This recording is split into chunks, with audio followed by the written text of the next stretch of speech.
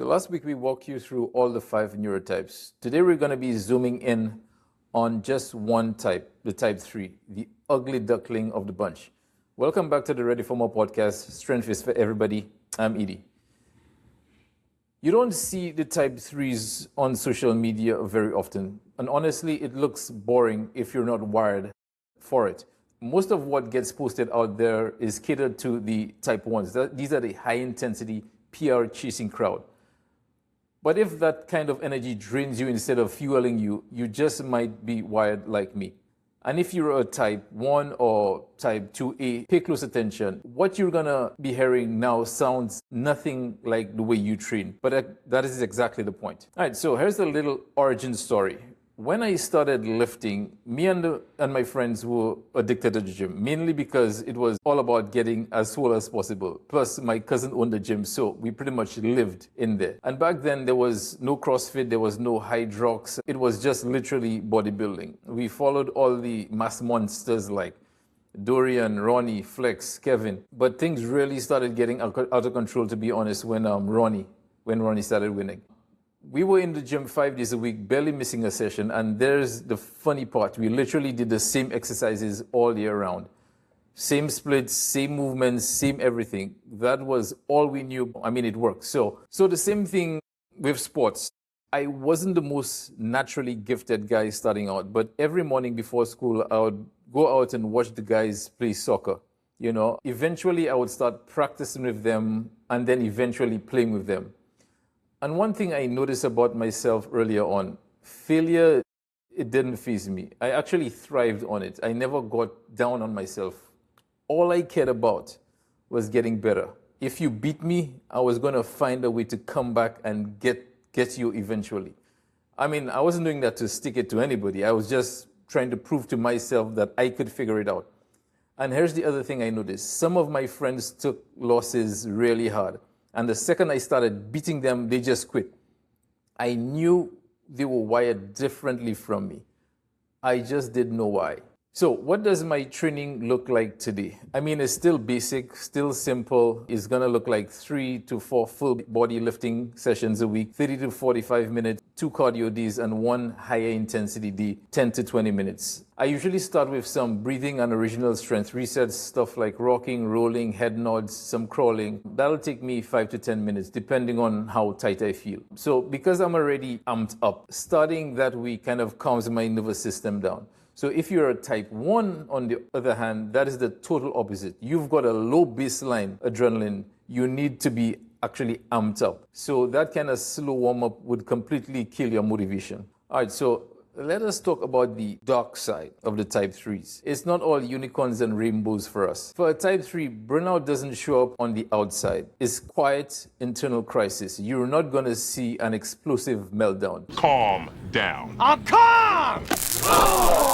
Type 3s strive on control, structure, and predictability. So when you redline, when in our nervous system, our coping mechanisms turn against us. There's a name for this state. It's called wired but tired. That's where you're physically exhausted, but your nervous system just won't shut off. If you track your HRV, that is gonna take a decline. Your heart rate just slowly, resting heart rate, slowly creeps up. Your sleep tanks, your muscles tighten, especially your upper traps, your hip flexors, and on your lats. You might start clenching your teeth at night. Any planning turns into paralysis. Decision fatigue sets in. You start withdrawing from your friends, from colleagues, and you stop answering DMs just to avoid any conversations. Now, this is worst case scenario. Usually it doesn't even get quite that bad. But if you go through a long stretch of extreme stress, this is exactly what it can look like. If you're in a hole right now, the answer for a type 3 is not to push harder. You don't need novelty or pep talk. That's not gonna cut it. You need safety, repetition, and a way to bring your nervous system back down. So here's what I use to pull myself or my clients that are type 3s out of that. Number 1,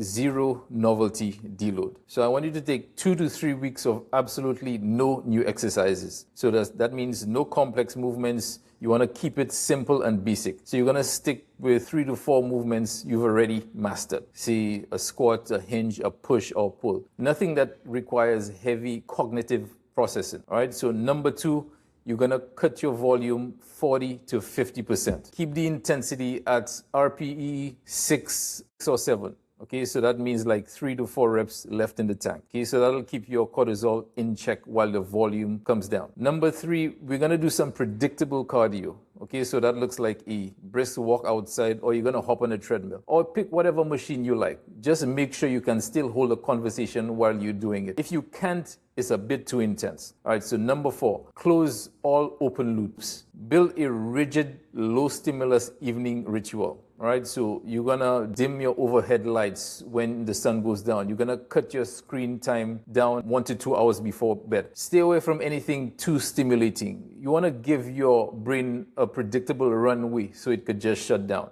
Number 5, after your workouts and right before bed, I want you to do 2 minutes of breathing. So you could do box breathing. Box breathing, that works great. So it looks like 4 seconds in, 4 second hold, 4 seconds out, 4 second hold. Or you could do a physiological sigh. So that's going to be 2 quick inhales in and a long exhale. Okay, so that's called the physiological. All right, so that's going to force your nervous system to down-regulate. All right, so number 6, no aggressive deficits. Now is not the time to starve yourself. Okay, so we're going to focus on clean, complex carbs around your training, and again, 2 to 3 hours before bed. Okay, so the carbs around your workout will help bring your cortisol down, and the ones before bed will support serotonin and melatonin you need to actually heal. And if you're too wound up in the morning, I want you to add some complex carbs to your breakfast as well. Most of you listening on type 3. So don't go copying my recovery plan or my program. I want you to find your sheep.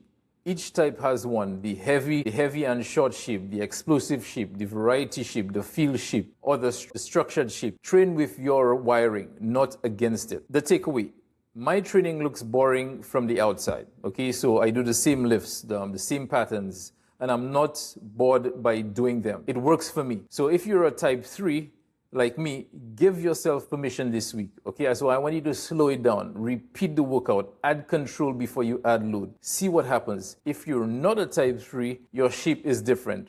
We put a cheat sheet in the show notes with the training shape for all the 5 types. I want you to grab it, and if you don't know where to start, take the strength audit at geteverreadyfit.com. It's going to be 15 questions, pretty easy, and takes 3 minutes. It'll give you a clear starting point. From there, if it makes sense, we'll hop on a quick call and map out what you're training together. That's where the real work happens. Let me know in the comments what type you think you are, and one thing from the episode you're going to try this week. I'll respond to as many as I can. If you learned something from this episode, hit the like button, share it with somebody you think needs to hear that, and subscribe. It helps the show reach more people. Quick note, over the next few weeks, I'm going to be going a little deeper into the 5 types. So I want you to keep your eye on it. Next week, we're going to be talking about how to fit the right training into your life you actually live. Your season, your schedule, your friction. The exact things that break even the best match program. Strength is for everybody. See you next week.